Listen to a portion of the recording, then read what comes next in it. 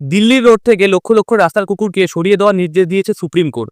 কোর্টের নির্দেশ হলো ৮০ দিনের মধ্যে সব কুকুরকে স্টেরালাইজ ও ভ্যাকসিনেট করে শেল্টারে রাখা হবে। দিল্লিতে অ্যাপ্রক্স ৫ থেকে ১০ লাখ স্ট্রিট ডগস আছে। কোর্ট বলেছেন দিল্লির মানুষদের জন্য এই পদক্ষেপটা নেওয়া অনেক বেশি জরুরি, কারণ দিল্লিতে স্ট্রিট ডগসের পরিমাণ এত বেশি বেড়ে গেছে যে এই যে স্ট্রিট ডগস আছে এরা মানুষকে কামড় দেয়। এর ফলে র্যাবিসের আক্রান্তেরও কেস অনেক বেশি দেখা যায়। আর কোর্টের এই সিদ্ধান্তের ওপর মানুষ অনেক রেগে গেছে ও প্রোটেস্ট করছে। এখন আমার মনে ২ থেকে ৩টা কোশ্চেন আছে যেটা আমি আপনাদের জিজ্ঞাসা করতে চাই। দিল্লিতে কি আদৌ এতগুলো শেল্টার আছে যেখানে ৫ থেকে ১০ লাখ কুকুরকে রিঅ্যালোকেট করা যেতে পারে? সেখানে তাদের কি আদৌ ভালো করে যত্ন নেওয়া হবে? সেখানে খাবার থেকে শুরু করে মেডিকেল কেয়ার পর্যন্ত সবকিছুর কি আদৌ ভালো করে ব্যবস্থা থাকবে? অনেক পরিমাণ স্টাফেরও সেখানে দরকার পড়বে। আপনি একবার ভেবে দেখুন কত লাখ টাকা খরচ হবে এই জিনিসগুলোর উপর। আর যখন ৫ থেকে ১০ লাখ কুকুর একসঙ্গে এক জায়গায় থাকবে তখন রোগ ছড়িয়ে পড়ারও ভয় থাকবে।